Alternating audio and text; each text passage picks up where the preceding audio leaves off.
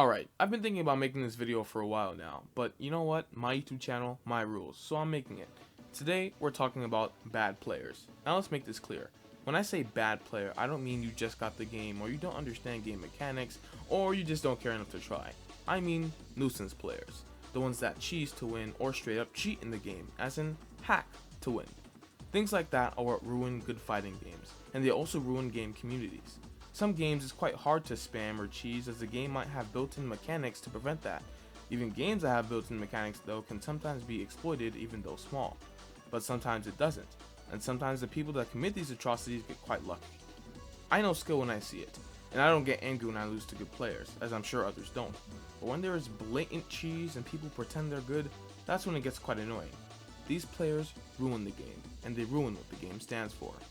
Timid, spammer, runaway, and of course, the hacker. But high ground gaming, zoning isn't cheesing. And you're right, zoning isn't cheesing. Zoning is a strategy, cheesing is not. A cheeser is someone that does something that ruins the sport of the game, like doing a move that is borderline unpunishable throughout the entire round, or exploiting mechanics to make it impossible for the opponent to do a real attack. The most satisfying parts of a game are when you finally land that combo they've wanted to do for so long, or when you make that ultimate comeback after getting washed early game. But those disappear when you have people like this.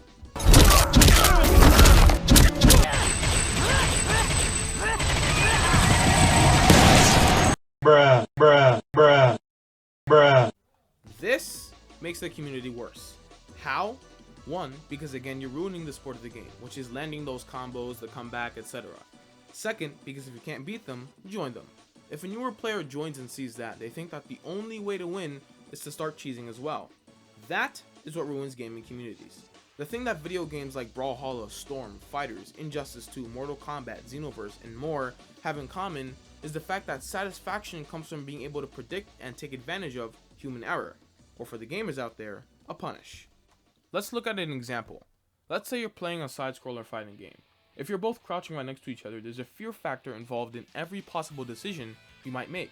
But you know your opponent, and you know that they will want to do something that you can punish. You're predicting their movements. Unfortunately, in this situation, they have frame advantage, and the way you've been punishing that move before won't work this time. In this instance, you get punished instead. This constant mental battle is another thing that makes games like these fun.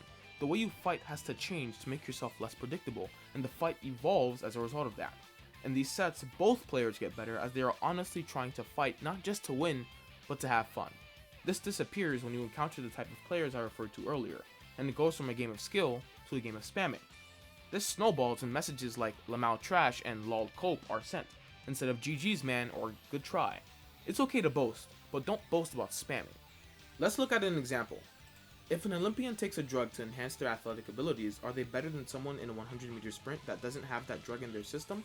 The record says yes, but common sense says no.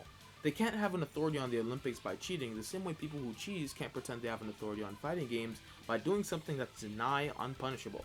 Because the community as a whole gets worse, and there's just no skill. Is this to the fault of the developers? Yes and no.